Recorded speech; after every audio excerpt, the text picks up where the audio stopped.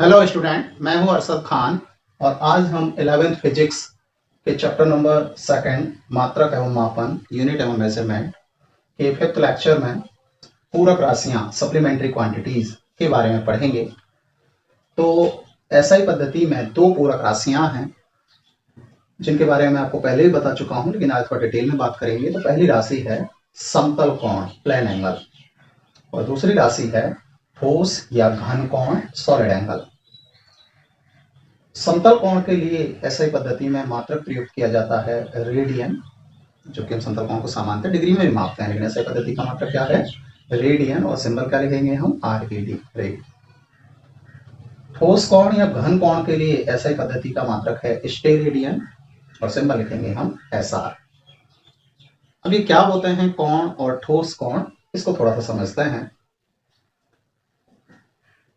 तो जब किसी वृत्त का कोई चाप उसके केंद्र पर कुछ कोण आपतित करता है तो उसे हम समतल कोण कहते हैं। परिभाषा कैसे देते हैं हम? ये एक चाप है ds लंबाई का, ये त्रिज्या है r, और इस चाप और त्रिज्या के अनुपात को हम समतल कोण कहते हैं। यहाँ छोटा हिस्सा लिया है चाप का डेल्टा s, छोटा ही कोण बना है डेल्टा थीटा, इसलिए इनके सामने डेल्टा लगा दिया है। हम डी भी लगा सकते हैं अल्फ के लिए, डिफरेंशियल पार्ट के लिए। तो डेल्टा थीटा बराबर क्या बन जाएगा? Delta s upon delta r। यही सिंपल सी परिभाषा है कि वृत्त के किसी चाप तथा उसकी त्रिज्या के अनुपात को हम क्या कहते हैं? समतल कोण कहते हैं। समान परिभाषा भी हम काम में ले सकते हैं समतल कोण की, कि दो किरणों का आपेक्षिक झुकाव जो होता है एक दूसरे के साथ, वो समतल कोण कहलाता है। समतल कोण के लिए साधारणतः हम गणित में डिग्री, रेडियन और ग्रेड तीन मात्रकों का उपयोग करते हैं, लेकिन एसआई पद्धति का जो मात्रक है वो हमारे पास यहाँ रेडियन है। हम रेडियन और डिग्री में भी संबंध समझेंगे आगे, लेकिन अभी हम रेडियन के साथ कार्य करेंगे। तो समतल कोण क्या बना? चाप बटे त्रिज्या। यहाँ चाप कितना है? डेल्टा s, त्रिज्या कितनी है? r। अगर हमारा ये संपूर्ण वृत्त की जो परिधि है ये चाप बन जाए पूरी, तो संपूर्ण वृत्त के लिए ये एक बिंदु पर बनने वाला जो कुल कोण होगा, जो ये पूरा का पूरा चाप बन जाएगा, तो उस अवस्था में हमने थीटा लिख दिया है। तो चाप कितना हो गया? परिधि के बराबर, पूरी परिधि चाप बन गई। त्रिज्या r है ही, तो r से r कैंसिल आउट हो जाएगा। कोण कितना बच जाएगा? 2 पाई रेडियन। तो एक बिंदु पर बनने वाला कुल समतल कोण कितना होता है? 2 पाई रेडियन होता है।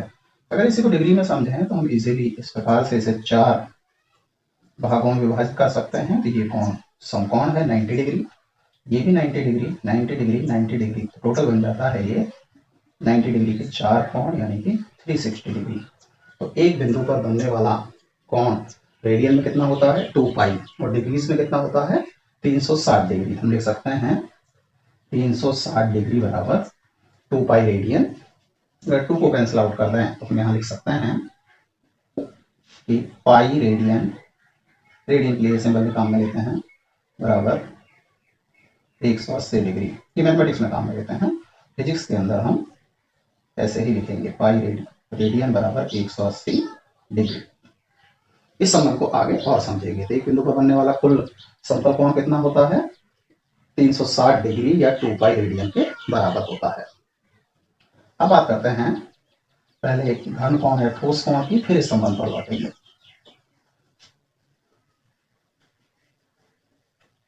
तो देखिए, यहां हम ठोस कोण के लिए त्रिविमीय तल की बात कर रहे हैं, घन की बात कर रहे हैं।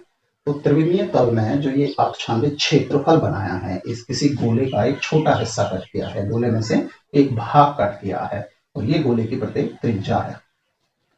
तो इस क्षेत्रफल यहाँ छायांकित किया गया है, और इस त्रिज्या के वर्ग के अनुपात को हम ठोस कोण या घन कोण कहते हैं। तो घन कोण क्या है? क्षेत्रफल बटे त्रिज्या का वर्ग।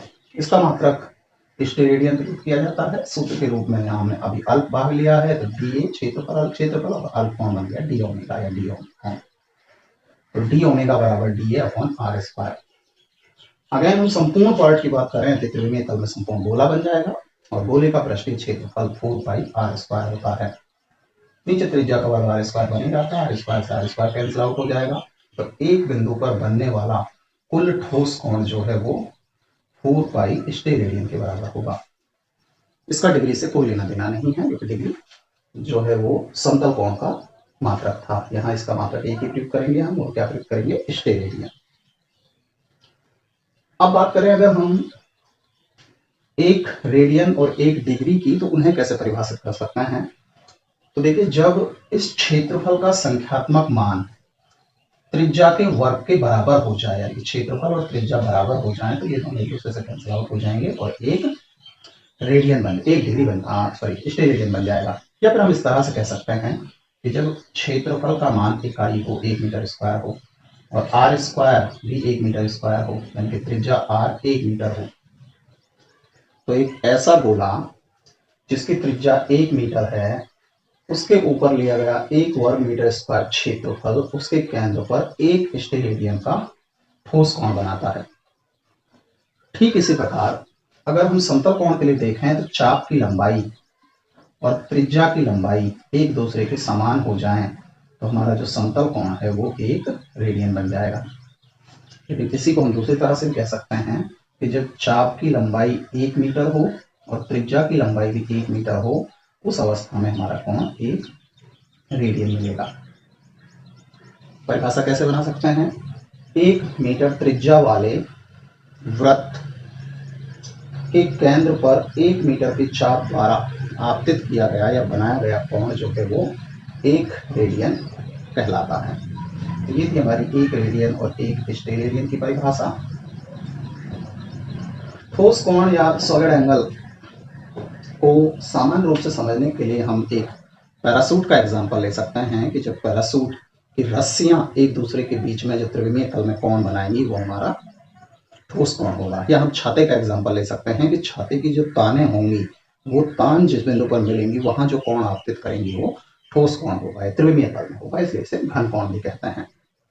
अब बात करते हैं हम जो डिग्री और रेडियन का संबंध आया था, उससे आगे बढ़ाते हैं। मतलब हमारे पास क्या आया था, पाई रेडियन बराबर 180 डिग्री। अगर हम यहां से एक रेडियन निकालना चाहें, तो एक रेडियन बराबर बन जाएगा 180 बटे पाई डिग्री। इसमें पाई का है 3.14 का या 22/7 का भाग लगाएंगे, तो ये सॉल्व करने के बाद आएगा 57 डिग्री 16 मिनट 21 सेकेंड। मिनट या सेकंड क्या है, इनकी भी बात करते हैं। तो हम जिस तरह से समय के लिए बात करते हैं कि 1 घंटे के अंदर 60 मिनट होती हैं, 1 मिनट में 60 सेकंड होती हैं, ठीक उसी प्रकार से कोणों के लिए भी विभाजन होता है कि जो हमारा 1 डिग्री होता है वो 60 हिस्सों में तोड़ा जाता है, तो ये 60 मिनट के बराबर होता है। यहाँ मिनट का मतलब है छोटा हिस्सा, छोटा भाग। अगर अगेन इस मिनटों को, 1 मिनट को जो छोटा भाग बना था, मिनट बना था, मिनट से मिनट वर्ड आया है, दूसरी बार 60 से विभाजित किया जाए, सेकेंड टाइम द्वितीय बार उसे विभाजित किया जाए, तो वहां से वर्ड आता है सेकंडा।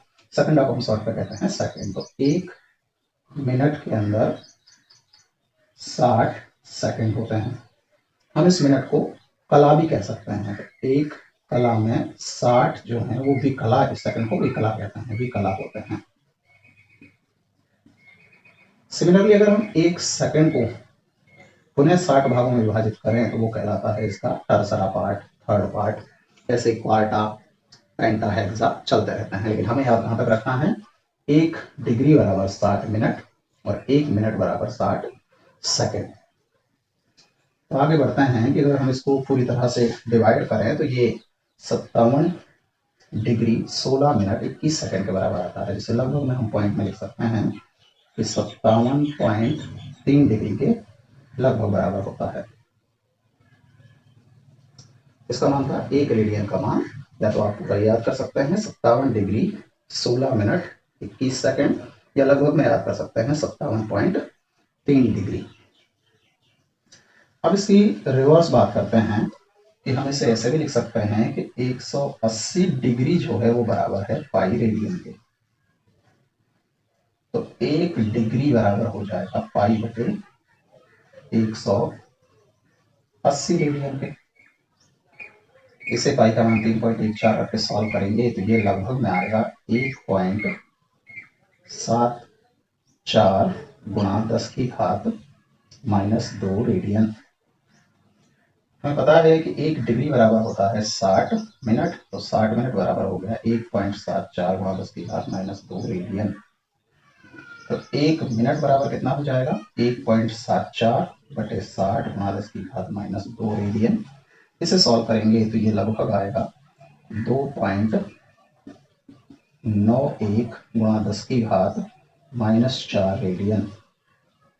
अगेन 1 मिनट को सेकंड में बदल दें तो 60 सेकंड बराबर हो गया 2.91 बटे 60, सॉरी 2.91 गुणा 10 की घात -4 रेडियन। अभी डायरेक्ट इसी को लिखा है, 1 मिनट में 60 सेकंड लिखा और 1 सेकंड बनाए तो ये बन जाएगा 2.91 गुणा 10 की घात -4 रेडियन बटे 60।